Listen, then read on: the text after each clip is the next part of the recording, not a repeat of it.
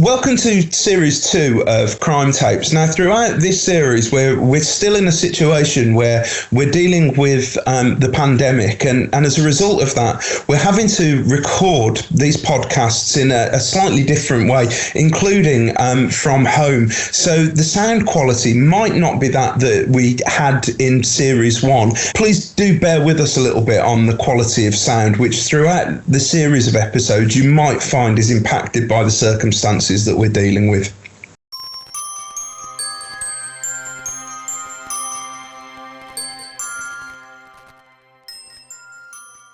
Hi, and welcome to Crime Tapes.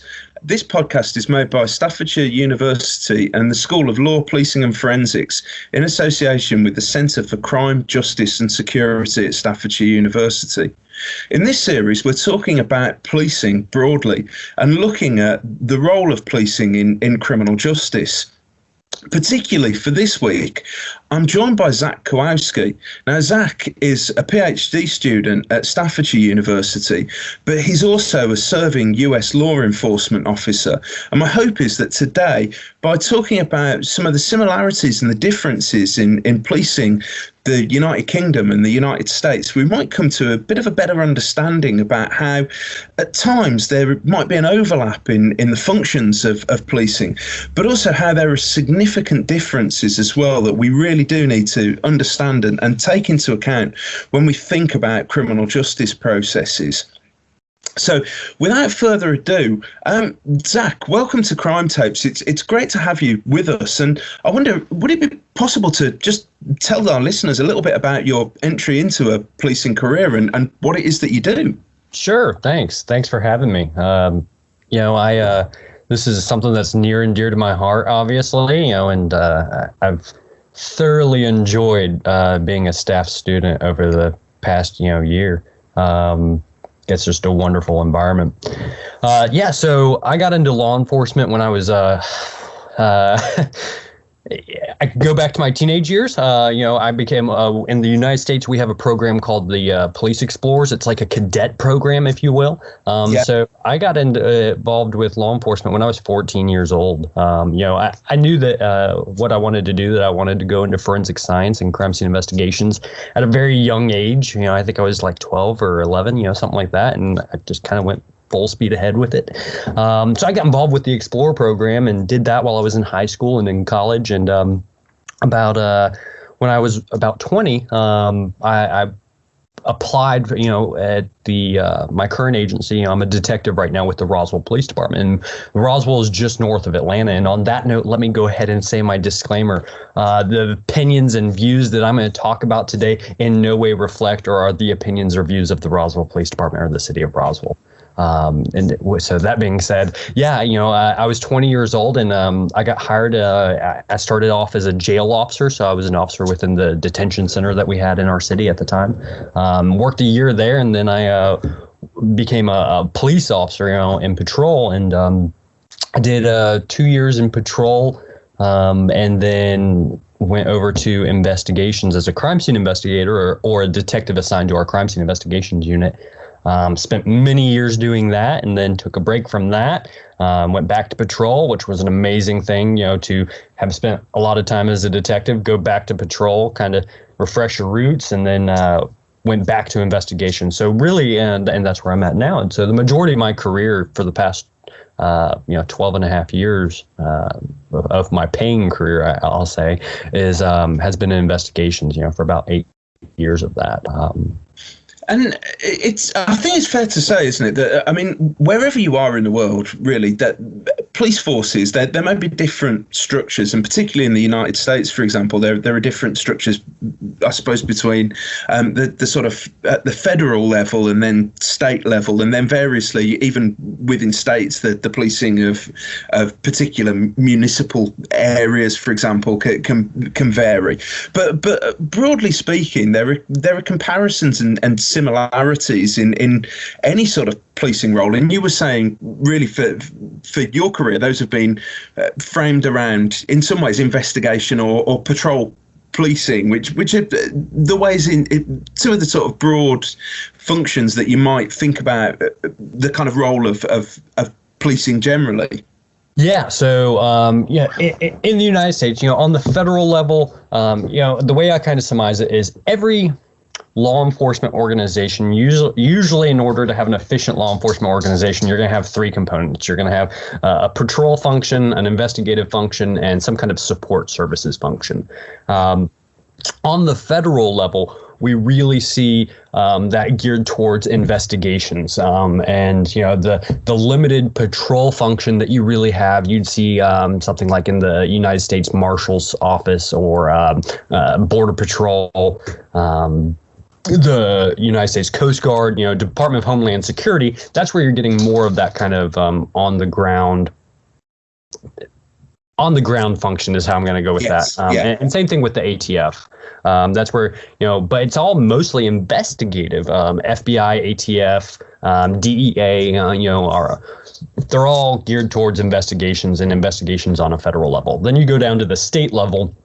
Within Georgia, we have a few different state agencies that have law enforcement functions. Our main law enforcement agencies are the Georgia State Patrol and the Georgia Bureau of Investigation. The GBI, they do all the investigative aspects on the state level. So they would respond like in some of the more rural areas that don't have maybe the ability or the manpower to handle large, complex investigations. They can request assistance by the GBI. Pretty much all officer-involved shootings within the state are investigated by the GBI. And then the Georgia State Patrol, they do all the traffic functions. So they're responsible for all the highways and all that kind of stuff.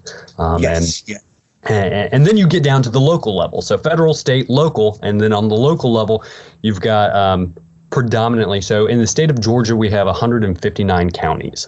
By state charter, every county is responsible to at least have a sheriff's office, because the sheriff's office is empowered with certain constitutional responsibilities, running a jail, serving papers, and providing some kind of law enforcement function. So many counties within the state have a sheriff's office that is their primary law enforcement organization. But then you have a lot of counties that also have a county police department. In those counties you'll have and so like I live in one. I live in Cobb County, and so the Cobb County Sheriff's Office is responsible for the courts, court security, serving papers, and the county jail, whereas the county police department is responsible for that patrol function, that investigative function, and then you have cities. So we get narrower and narrower and narrower. So your municipalities, where you have an incorporated city, such as the one that I work for, and the many that are across the United States, you have a city police department, and within our agency, we have a patrol division, we have a criminal investigations division, we have a support services division, and you have little units within that to accomplish that overall mission of enforcing the laws and investigating, criminal offenses, if you will. So that's a down and dirty kind of brief of U.S. policing and structure.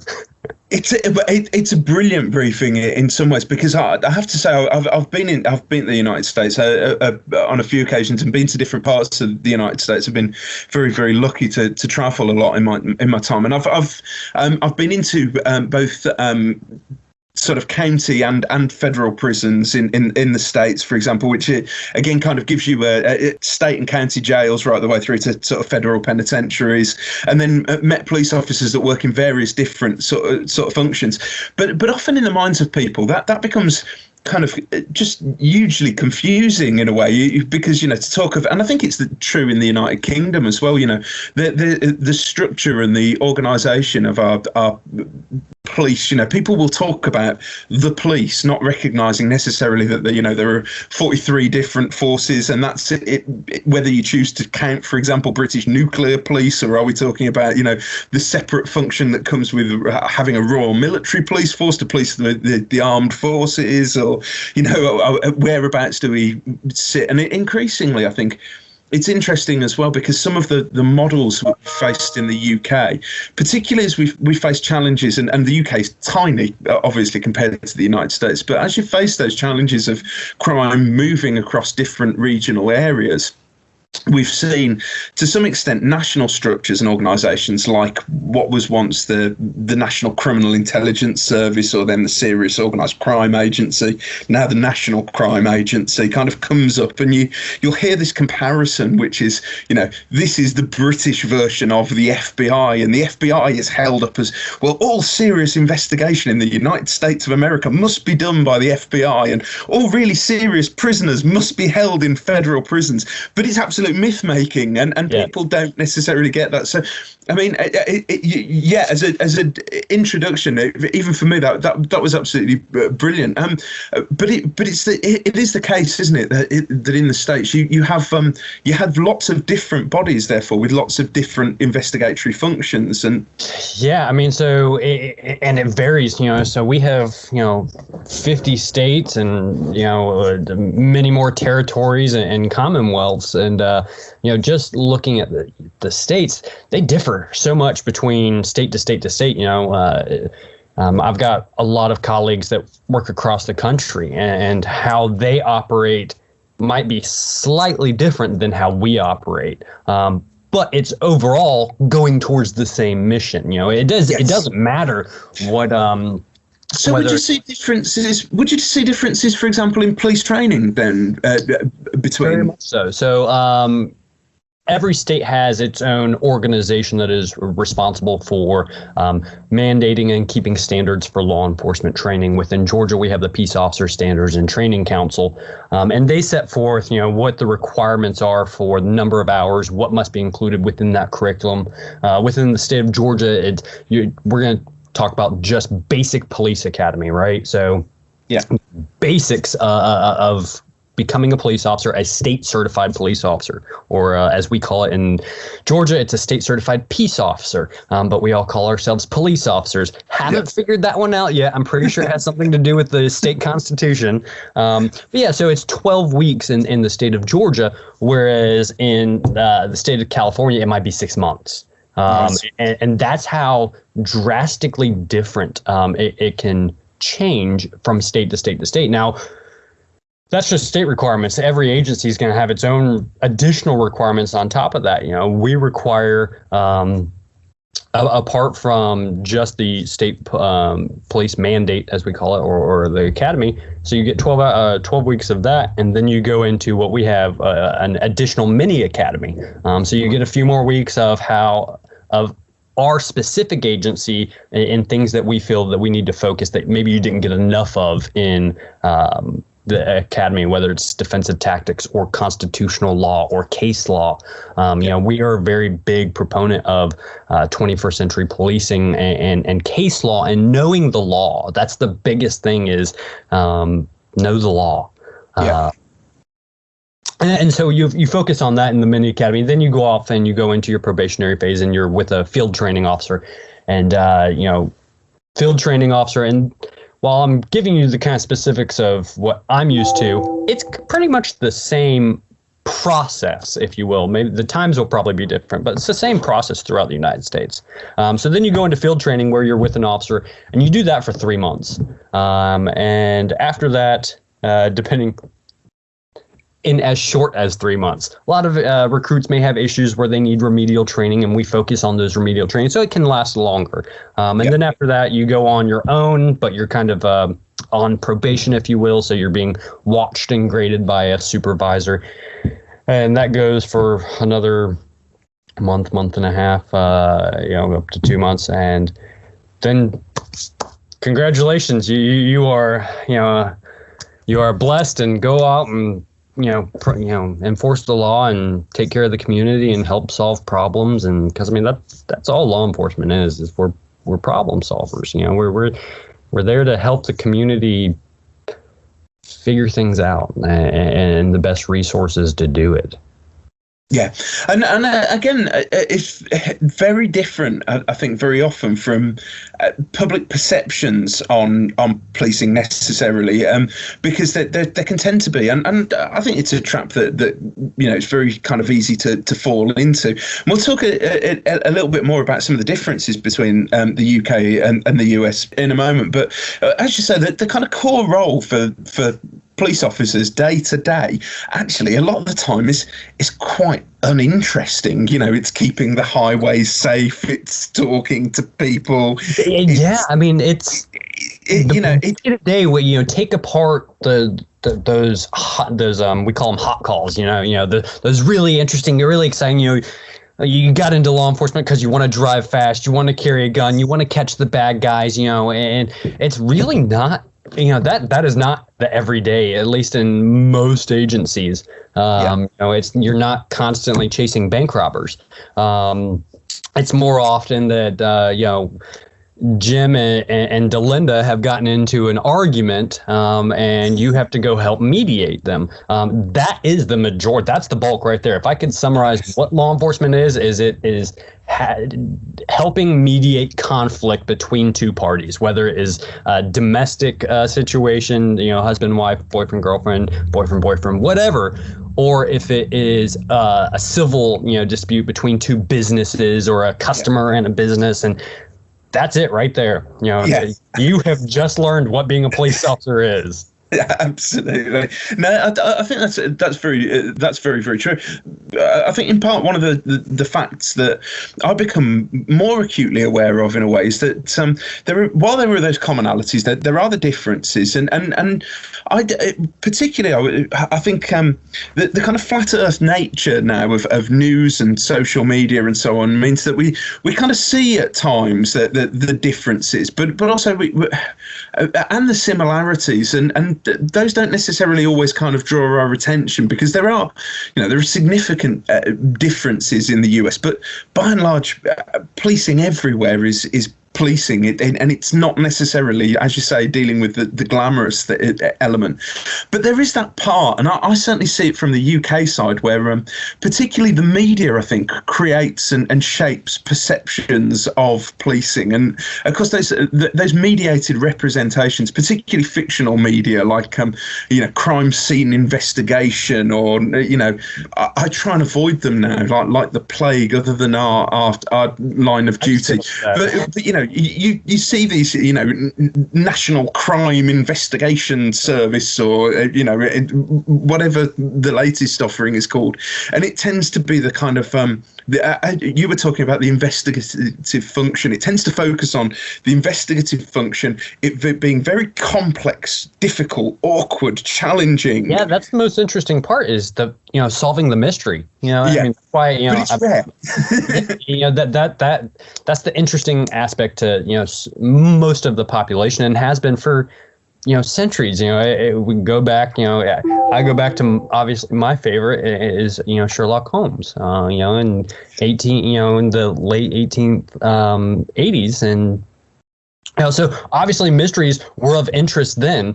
It's Absolutely. The exact same as it is now. Yes, yeah. But those particularly, I think, for the UK, what happens is, in part, is those kind of representations of policing in the US, and I think often sometimes from the kind of reality police shows as well, sort of it kind of creates misperceptions as well about kind of US policing. And there are differences. You highlighted earlier on, people join the police aware that you're going to carry a firearm. Now, the majority of UK-based police officers would never have that, but obviously policing and firearms is connected in the US. You would have to learn to kind of carry a weapon as part of.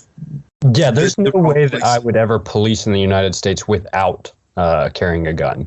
And it's not because I'm a gun nut or anything like that. It's just because that is, I think, the key difference between the United States and the United Kingdom. And it's not necessarily the key difference between the police departments. It's the key difference between the populations. Yes. And the type of crime that we have.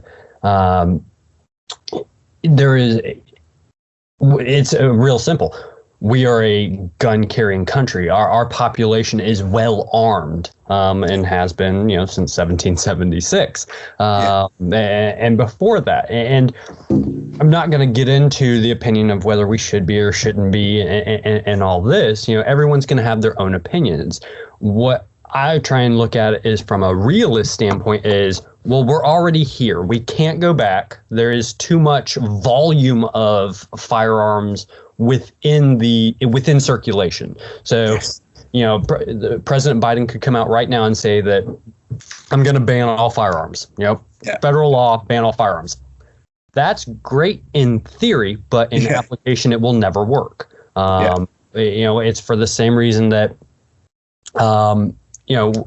heroin is illegal. Guess what? We still have people that unfortunately have substance abuse problems with heroin.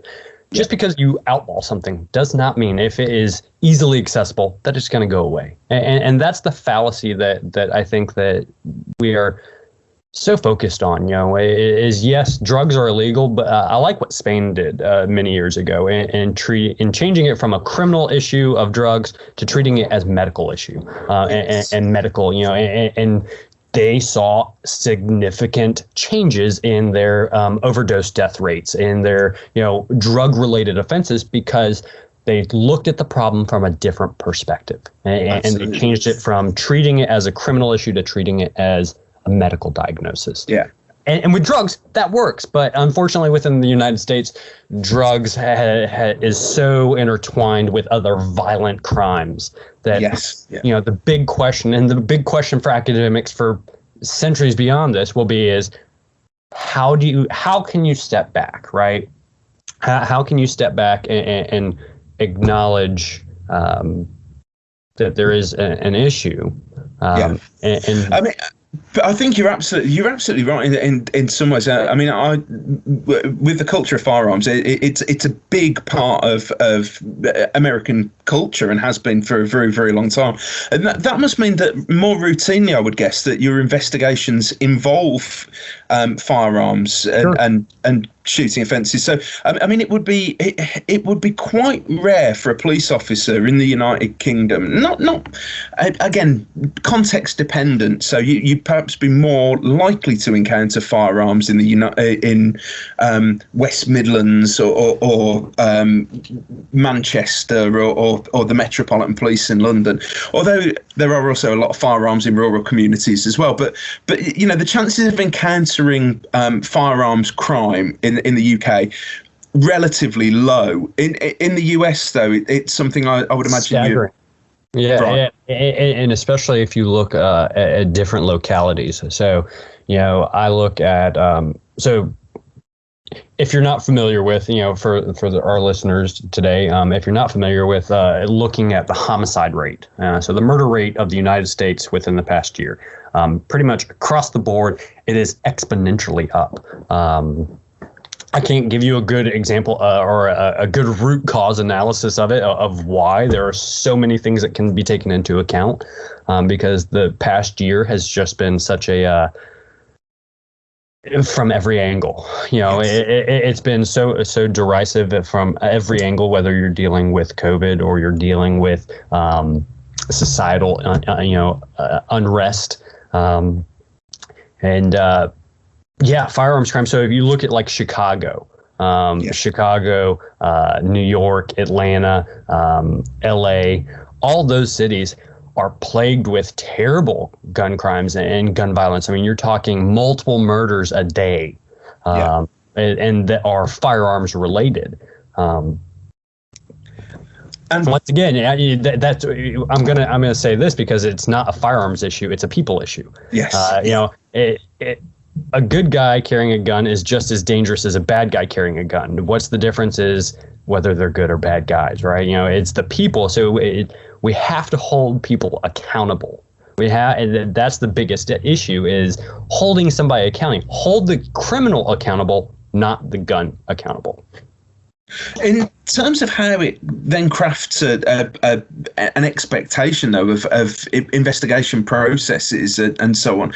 Again, I think people think, for example, it's fairly easy. It's fairly easy to solve crimes though now, because you have all these, you have all these kind of technological assists, and you see, so when it comes to gun crime, for example, you just get the ballistics report, and you know which ammunition is matched to which gun, and it's just so easy to do, and then the DNA will link it all, and therefore, no problems at all. But actually, again, that in some ways that can create challenges, can't it? Guns can create a distance between people, which just in terms of simple, investigation procedures makes it more difficult to. Sure. So on average, the last, in just looking at officer-involved shootings, right? Over the past many years, and I'm going to throw out numbers that I'm familiar with. I'm not going to be able to cite my sources. I'm going to go ahead and tell you that I can't remember specific sources that I'm dealing with, but on average, from what I recall through my training, knowledge, and experience, that's my source. Is that most law enforcement involved shootings occur within 7 yards. It is not 7 yards. I'm sorry, 7 feet. So 7 feet from bad guy to officer. I would almost be willing to venture to bet you that it's the same in non-law enforcement shootings. So, Mary and Jane or John, whoever, those shootings are going to occur in a very intimate spatial relationship to each other. And that's just because that's what violent conflict is. Violent conflict is a very intimate thing, a very intimate behavior to happen between two parties. So you're going to have that close proximity. It's not like TV where we have snipers on the roofs everywhere and hitmen and stuff like that. That is so very, very rare. Whereas the majority of the time, it's a drug-related shooting. It's some kind of robbery, or some kind of domestic violence issue that you already are going to have an investigative lead just through talking to people. The forensic side of it, would obviously near and dear to my heart. You may get a lot of information, a lot of physical evidence, and you may not. It is so incredibly dependent upon case to case and what your environment is.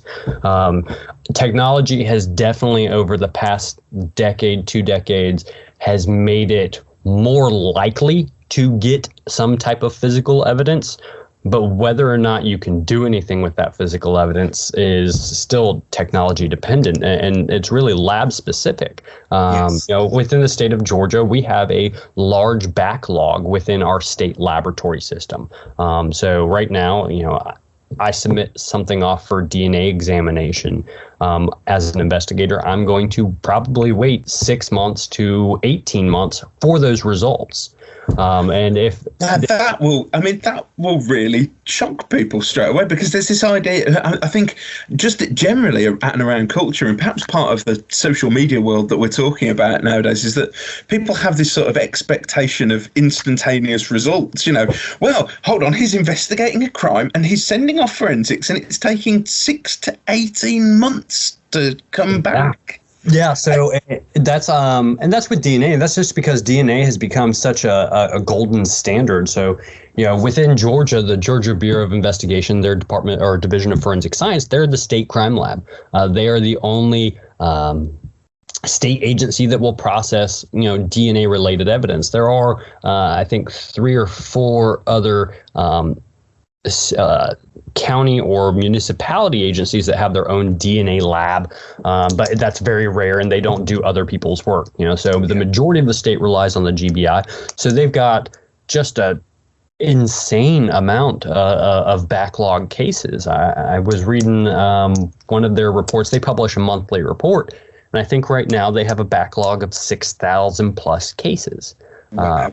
Yeah, and so each one of those cases takes time, and that's really interesting, because it's not dissimilar in some ways to what's been happening in the United Kingdom. There's a real backlog in at and around our Crown Courts in particular of serious cases as well, which then kind of creates a pressure, because of course, it's what you then do with people while you're waiting to try them. So we've got longer periods of people being held in prison on remand awaiting trial, which creates pressure in other parts of the system as well. But yeah, absolutely. Yeah, but similarly, there's this kind of expectation that justice agencies kind of work quickly and efficiently and speedily. But actually, a lot of the time, real pressure's being created, and that's before the whole kind of COVID impact or COVID world comes about. Right. Yeah. So we're lucky in our budget. We have what's called a technical services budget, and so I can, if it is a case, a major case, typically I would only do this in major cases. I can use private laboratories, and I can get a much quicker turnaround time. I can typically get, like, if I have the budget to pay for it, I can get a 48-hour turnaround time. But where the problem with that lies is my access to the national database, CODIS, right? So CODIS, for our listeners that maybe aren't familiar with it, CODIS is the Combined DNA Index System. It's run through the FBI, and that's the DNA database that everyone might see on TV or something like that. Yes. By going through a private entity or a private laboratory, I prevent myself from being able to then submit that sample that they come up with into CODIS most of the time. There may be some very rare circumstances, but most of the time I prevent access to CODIS. So if I am not doing a direct one-to-one comparison, an unknown scene sample to a known reference sample, then, if that comes back negative, for being of a same source, and I still don't know who my, crime scene sample is, I want that going into that national database. Yeah. So it is very much weighing what you have in every case, and what is the best method forward. Fingerprints are a lot faster. I can get fingerprint results within an hour. Does that backlog of cases that you have create sort of pressure in terms of which crimes get investigated at the moment? It creates the pressure of how far you can go in a case. Right. So, we investigate every crime. So for local agencies, for those who are not familiar with, we investigate everything. Everything from somebody just keyed my car to violent robbery, crimes against persons, and those kind of offenses. So across the board, if it's a violation of law, we're going to investigate it. And sorry, I can hear my dog's barking. It's all right. It's the Weimaraner. It'll set mine off. The Sprocker Spaniel will do the same. Don't worry at all. I was on a roll too. What it does is it creates. There's not necessarily crimes that we're not going to investigate. What I was getting at is it prevents us from being able to go forward in investigation, because if you've already exhausted all of your interviews and interrogations and stuff like that and talked with all your people, then you're really waiting on forensics at that point. Yes. And if that's all you got left, then you kind of have to wait.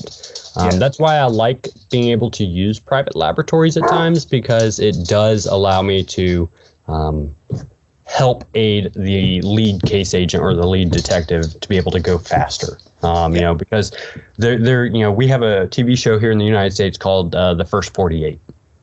And it follows different cases within the first 2 days of that investigation. And it's because typically after 48 hours, cases start to get kind of a little bit harder to investigate, because you start losing people and witnesses and stuff like that. And there is something to be said about that. There is definitely something to be said about the truth to that. Absolutely. The kind of golden hours are those at the start of the investigation, aren't they? And wherever in the world it is that the police come into focus, it's very often the case that when things go wrong in investigation, it's then very difficult to sort of trail back and it can take a long time. So like right now I'm currently working a cold case child homicide from May of 1988. And so that's a 32-year-old case, 33-year-old case. Actually, what's today? Today's the 10th. It'll be 33 years old this week. And it has taken that long to start to, we've had a good good case, kind of, but a lot of the evidence has been lost since then, and that's where you have a hard time of what do you do with a 30-something-year-old case where you don't have a whole lot of evidence, right? Yeah, absolutely. But I guess in the States, like the UK, homicide cases will never close in effect without a solution. So without some kind of adjudication to it, whether it is closed by arrest or closed by what we call exceptionally cleared. It's where you may have something where it's not. I mean, you probably wouldn't have it within homicide cases, with the exception of like death of the offender. If they die before, and we've had that happen before. We've had homicide cases to where the suspect dies in jail prior to some kind of adjudication in the courts. Yes, it's similar over in the UK, but those kind of but that investigation of cold cases is still something that would happen as part of the investigator role, alongside looking at new cases that are coming in all the time as well. And the way it works in the US is, I mean, it's you're going to have those cold cases on every level of law enforcement, federal, state, and local. Predominantly, the majority of cold cases are in the local jurisdictions, field of a realm, if you will, because the FBI doesn't work a whole lot of violent crimes. Contrary to popular belief, the FBI they don't work a whole. That's not their volume, is violent crime. Their volume is federal offenses that mostly are a lot of white collar offenses, where it really is the local agencies such as sheriff's offices or police departments. Those are the agencies or the police officers in the United States who are investigating armed robberies and murders and all these sexual offenses. That's how it actually works. The FBI, they've got some great investigative resources, but they are not as fluent, if you will, in maybe the mechanics of working those types of everyday violent crimes. Now, when it comes to terrorism, obviously, they work out, and I've worked with a lot of agents out of our local office before on some terrorism related cases, and they're very good. They're an investigator just like me. Yeah. They wear a different badge. That's all the difference really is. And they're pursuing crimes under federal law, not necessarily state law. It's really interesting, because it's something I learned, because you kind of have this before you come to the US. I think a lot of people come with that assumption that the federal crimes are the really serious ones. So the more serious, the more federal. And it's just not true at all, is it? I mean.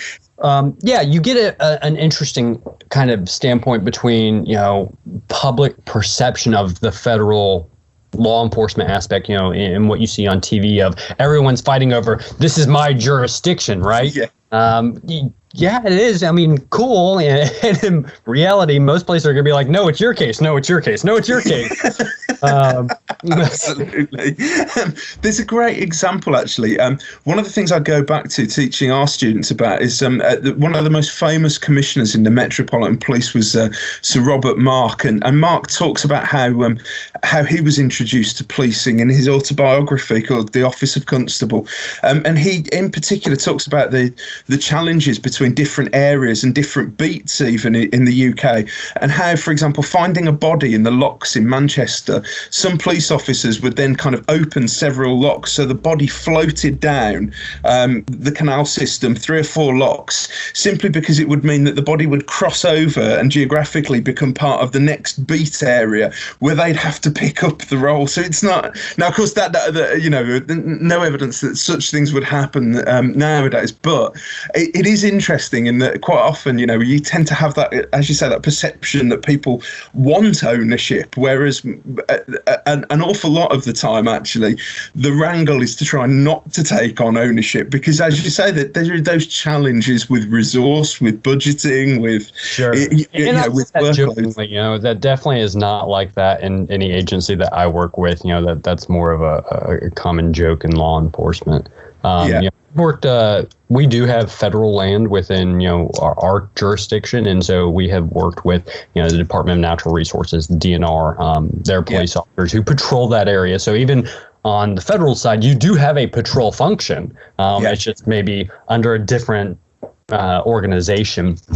And then, I've worked bombing cases with the FBI before, and what happens really is you have, maybe if it's an FBI case, they're going to take lead, but you're also going to work your own case, concurrently with them. And that's more common than not. It's one big team. It's just depending on who's ultimately going to prosecute it. Is it going to be the DOJ, the United States Department of Justice, or is it going to be, the local county superior court or something like that? Yeah, and again, it's interesting because, as you say, that it is that perception, particularly that comes from kind of representation and drama very often, that it's the FBI agents who will come in and they're the highly skilled, highly knowledgeable investigators of homicide, whereas like you say, actually the specialist function that kind of comes in some ways is that it's often not the homicide that's the most complex case requiring specialist knowledge. It's, as you say, the white collar crime, the serious fraud, it's the knowledge of, for example, complex financial transactions that most investigators who work the kind of routine violent crime won't necessarily have. So in terms of the just to give our listeners a bit of an idea, in terms of the sort of day-to-day investigation challenges that tend to come your way, Zach, what would a caseload look like in terms of what you carry as an investigator? Yeah, so we're a suburb of a major metropolitan area, so our detectives typically carry caseloads that can range anywhere from like 30 to 60 active cases. I can tell you that since I'm over in the crime scene investigations unit, mine looks a little differently because we run a lab and we run field service. So, I try and give that we're going to take that kind of variable out and just look at, detectives. So detectives can have anywhere between probably 250 to all the way up to 500 cases a year that they're investigating in our area. And it's just dependent upon what they specialize in. Are they a burglary detective? Are they a crimes against person? Do they focus on fraud and stuff like that? Because our agency, that's another difference really, but across agencies within the United States, you have some agencies that will have just what we call general detectives. They investigate all types of crimes. It doesn't matter. And then we have how we kind of operate, where you specialize. So you have crimes against persons, and so homicide detectives, sexual assault detectives, stuff like that, or fraud or property crimes like burglary or breaking into cars, because that's a huge problem for us. Is people breaking into cars, and theft and larceny. So I prefer, after my more than a decade of experience and all that, I think you get a better investigator out of somebody who specializes in it. They're able to look at crime trends. They're more familiar with their specific niche, if you will. Not to say that you can't be a general detective and work amazing cases and work it fluidly. I just, that's one difference where I think you get more specialized, if you will, and there's something to be said about specializing in something. I think you're right, and it's an interesting one because we're having some of those debates, for example, in England and Wales at the moment around kind of specialist units, for example, so specialist units to look at sexual offences and sexual crimes, and of course, I suppose what comes or what can come from having worked, a number of similar cases is you in effect, it's kind of, as you say, seeing it, understanding the patterns, understanding the differences and the variations. Yes, I mean, I give you a great example. My wife, she was a crimes against children's detective for more than a decade. And she that's what her specialty was. So she is a subject matter expert when it comes to anything dealing with a child, whether it be child molestation or runaway or anything like that. She knows who to talk to. She knows, she's able to specialize in that, and how to deal with those cases, because cases involving juveniles, and juvenile victims, you have to treat that completely different than how you treat a case involving an adult. And not just in terms of the investigation method and the resources that you're using, but also in the prosecution of that. So I think that's where you really do garner a leg up, if you will. And I'm not saying specialize in something for 30 years, though that's what I plan on doing in, forensics and crime scene investigation. I'll retire from where I'm at, because that's what I wanted to do. But there is something to be said about kind of rotating through understanding and getting a broader perspective of the different types of investigations out there. When I first came to investigations, I was both doing a CSI on a part-time, but I was also a property detective. So I was investigating theft and burglary and all that, and getting, kind of cutting my teeth, if you will, on investigations as a whole. So you understand that full process. That's why I wish that there was an easier way to convey even that within the police department, for having a patrolman have a better understanding of what a detective does. Because if a patrolman understands that detective process, they can do their job better, which will make the detective's job easier. Yes, yeah, it's the kind of coordination and joined up sort of approach very, very often. And now, just as a sort of final topic to touch on, because it's been really, really interesting. But we sort of started off talking about some of the differences and the similarities with the US. In the United States, I know, for example, from some of the stuff that I've been reading, recently I read Alex Vitale's The End of Policing, which I think has got quite a lot of traction in the United States, and then in the United Kingdom, where particularly there have been lots of arguments made about kind of defunding the police in particular. And policing's kind of policing occupies an interesting place in that it's often kind of linked with controversies and has got a bad rap, I think it's fair to say, in recent times. The defund argument in the United States, is it one that you kind of encounter more routinely, or and what's the reception of it like in the US? So it really is dependent upon where you're at. I am incredibly fortunate to have served my career in a community, in a city that loves its police department.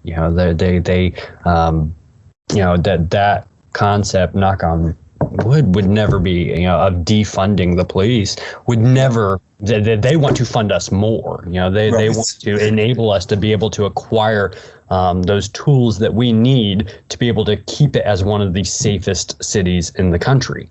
Yes. We've been, by those different, magazines, safest city in the state and whatnot before. And that's because we strive for professionalism. We strive for perfection. We strive to stay ahead of the normal.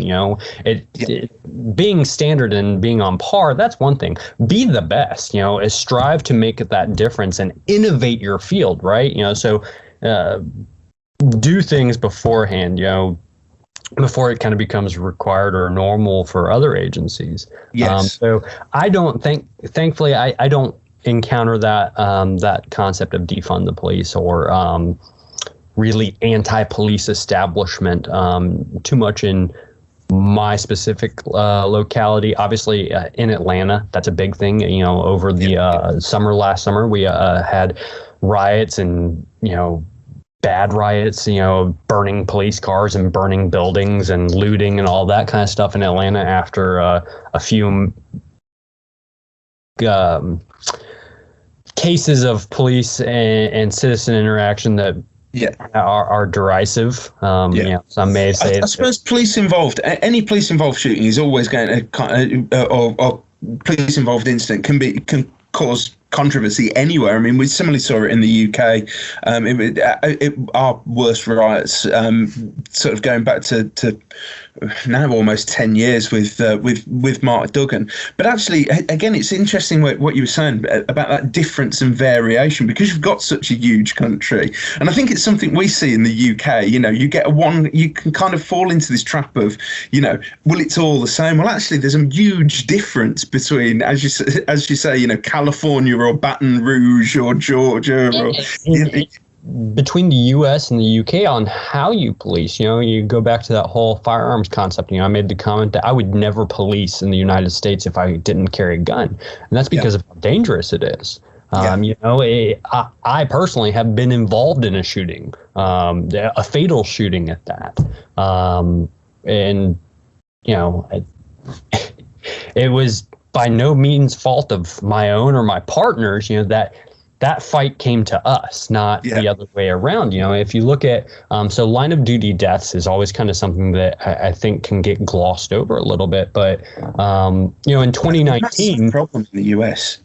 Yeah, it's a terrible problem for the U.S. So in 2019, 5 police officers in the UK died in the line of duty. That number, same year, 2019 in the United States, it was 150. You know, so, and then let's see, in 2020, it was 5 in the UK, 362 in the United States. Now, obviously, the 2021, I don't like looking at too much because that takes into account COVID. And, you know, there were 261 line of duty deaths that were medical related in the United States. But even still, you're talking numbers that are so exponentially different. And that's because we're policing in 2 very different societies. And violence is that key thing. Of course, violence is violence. But people are people at the end of the day, right? You have violent people in the UK, you have violent people in the United States. It's more that ease to weapons. The mechanism to deliver the violence is very, very different. You know, and we saw it. We particularly seen it in the UK with you know, horror and revulsion. For example, a police officer who managed to, fortunately, was carrying a taser and managed to taser the subject, his attacker, very late on into the attack. Actually, when he was attacked with a machete. But of course, you know, the access to a firearm as against access to a machete is a big difference in terms of, and that must be something that you feel when you go out, for example, because you've worked as a patrol officer. There is that threat of firearms being drawn and used against you. You must be aware of it. Yeah. I mean, I think about it every day. You know, we have, unfortunately, in the United States, we have a lot of ambushes and stuff like calls like that, where, you know, you get things, people who are intentionally trying to draw law enforcement out so that they can murder them.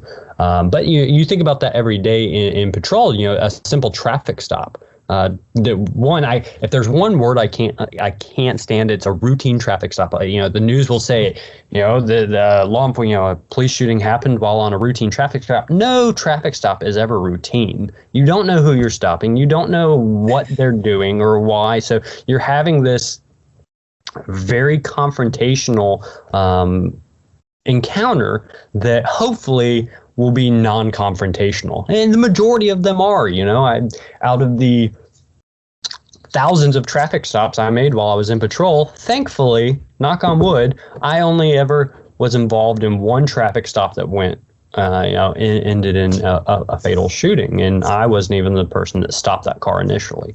So yeah, you're always thinking about that. Am I, you know, as you're walking up on a car, is this person going to attempt to kill me?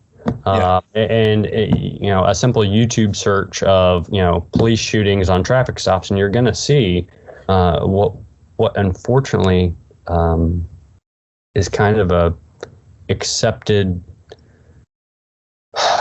problem that you have to deal with. And yeah, it is, and I mean, it does bring home the difference to me. I was watching something recently where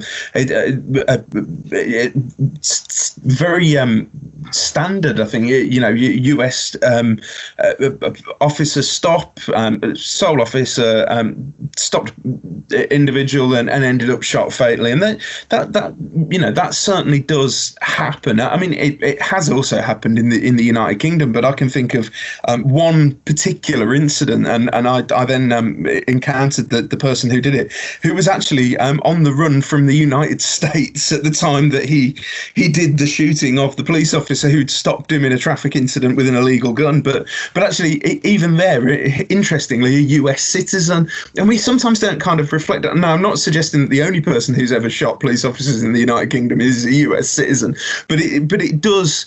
But there is that, as you say, there is that real difference, I think, culturally, where when for example, we comment on policing in the United States, we ought to be aware of, there are, of course, similarities, the similarities in language that allow us to have these conversations, which I think, and there are similar and shared cultures between the United Kingdom and the United States that make things kind of seem very common and similar, but that can overlook huge differences and disparities as well. And as you say, firearms certainly being one of those. But it's also the case, like I said, that I think we tend to think of we in England and Wales and in the UK, we tend to think of policing in the United States as being just kind of one umbrella. Well, it must all be like this, but as you say, there's huge variation even in terms of. Yeah, I mean, because you can be a city cop, you can be policing out where you are your only backup for hundreds of square miles. Yeah. And so the way that you approach things might be a little differently. You might be a little bit more quicker to go to deadly force if you are in a fight on the side of the highway and your closest backup is, 30 minutes away. Yes. Yeah, I'm going to get gassed in that fight pretty darn quick. So I'm probably going to go to a higher level of force quicker than I might if I were, in a city, where my backup is 40 seconds away. 40 seconds, yeah, absolutely.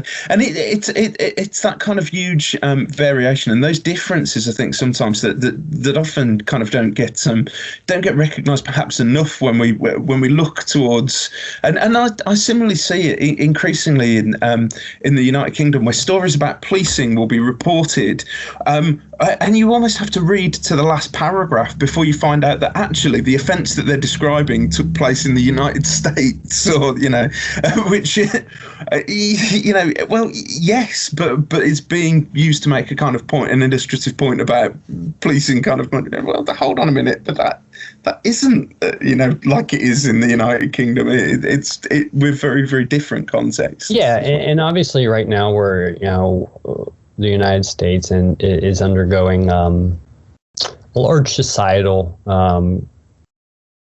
issue in terms of what does society want from law enforcement, and that's ultimately the biggest question. Has it changed, or do we only think it's changed because of how current contemporary events are being framed by specific groups and media, right? So I would be willing to argue that not too much has changed. We've evolved. I think that's the biggest issue, is we've evolved more than anything. But the policing has been the same. The mission of policing, whether in the United States or in the UK, it's the same, and it's not going to change. It's just how you respond to it. The concept of the over-militarization of law enforcement in the United States, it's in how you look at it. And I would challenge you to think of it from a different perspective. Is it over-militarization? And really, what does that mean? Out of curiosity, define it for me. Because I'm on our local SWAT team, and I do kind of some technical aspects on the SWAT team. And we have an armored vehicle, right? We have an armored vehicle. We have heavy armored plated vests, more so than the normal stab resistant or bulletproof vest. We carry rifles and stuff like that. But is that because we're over militarized, or is that because those are the tools we need to address specific violent encounters? An armored vehicle is nothing more than an armored rescue vehicle. Yeah, well, I mean, there's because one of the classic examples of that you see still played out now. I remember it was the inspiration behind the film Heat in I think in part was two shooters, I believe in Los Angeles, who robbed a bank armed with you're talking about the 90s Bank of America. Yeah, high-powered rifles. That changed a lot of law enforcement, of contemporary law enforcement, because at the time, most law enforcement carried a shotgun. They didn't carry rifles, Yes. And then the Columbine shooting in '99, that changed our once again. That was a critical moment in contemporary law enforcement of how to address specific issues, right? So, the Bank of America LA robbery, that you had police officers having to break windows to get into gun shops so that they could get the appropriate tool. That's all a rifle is. A rifle is just a tool. It is no different than a shotgun or the pistol that I carry. It's actually more precise. It allows me to address the threat quicker. That is a silly idea for me, that you want to either take rifles away from police because, no, that makes it safer because that allows me to give distance, right? Especially in school shooting situations, and long hallways. I don't know about you, but I cannot make a 150-yard pistol shot. You stick my rifle and I've got that nice scope, I can be more precise, and it's I mean, I'll be honest. I wouldn't have a clue because in the UK, we're very limited in having encountered very much in terms of firearms. So I've fired shotguns on occasion, but not all that successfully. And my eyesight as I get older gets worse and worse anyway. So I probably couldn't hit a barn door from 20 paces away now. But no, again, it's an interesting aspect because certainly reading the literature, I'm aware of that kind of dynamic in the US where there's that description of the growth of a kind of militarized police force. But actually, as you say, policing doesn't just sort of simply go, oh, well, you know what, I've got an idea that we should go really high-end, high-tech, why? Well, we just feel like it today. It tends to happen as a reaction to conditions. If anything, one of the criticisms I would make about the governance of policing is it often doesn't have any foresight at all. It's not thinking longer term about how crime is changing and evolving. It's thinking about how it was. Yeah, absolutely. And therefore to kind of imbue policing with this kind of attitude that it's kind of ever looking for technological solutions just doesn't accord with my experiences. Quite often it kind of stumbles into need, and that's where we come to.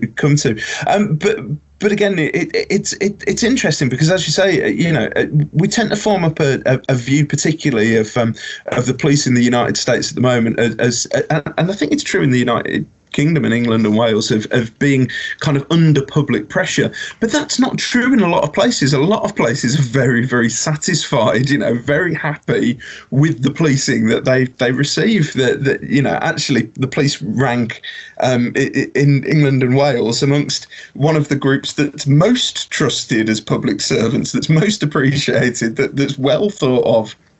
Yeah, and I would argue that is the more common in the United States as well, is that there is this misconception only because of how it's being framed by the media, right? So, on various, whether it's, CNN or Fox News, whatever side of, right or left, it doesn't really matter. But obviously, you don't show all of the normal day-to-day problem solving of law enforcement on news. You show those specific, very key of interest political cases, or not even, it doesn't even have to be political, and I don't mean it goes back straight away to what we were saying earlier on, that so much of policing actually is routinely uninteresting, that you show that by virtue of that, everything else that tends to get pulled out is quite often the exceptional, and the exceptional in people's minds becomes the normal, but it's not normal.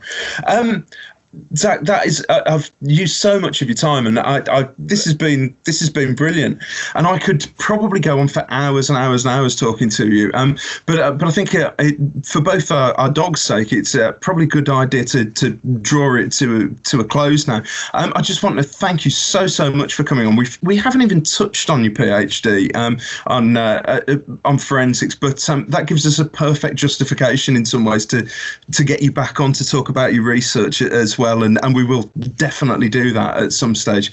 But just from me and from all the listeners, it's absolutely fascinating and so useful to kind of consider the context of the United States. So just a huge thank you for joining us.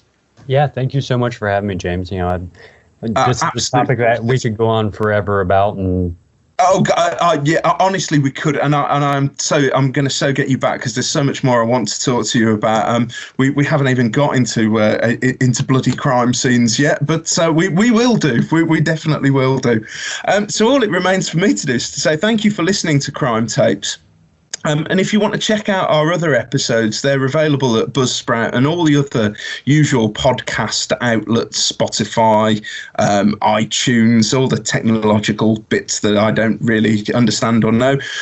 But similarly, if you're interested in our courses in policing or forensics or criminology, do check out the website as well for Staffordshire University, where we run all manner of undergraduate and postgraduate courses on policing.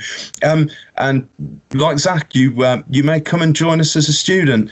But for me, for now, thank you so much to Zach, and thank you for listening to Crime Tapes.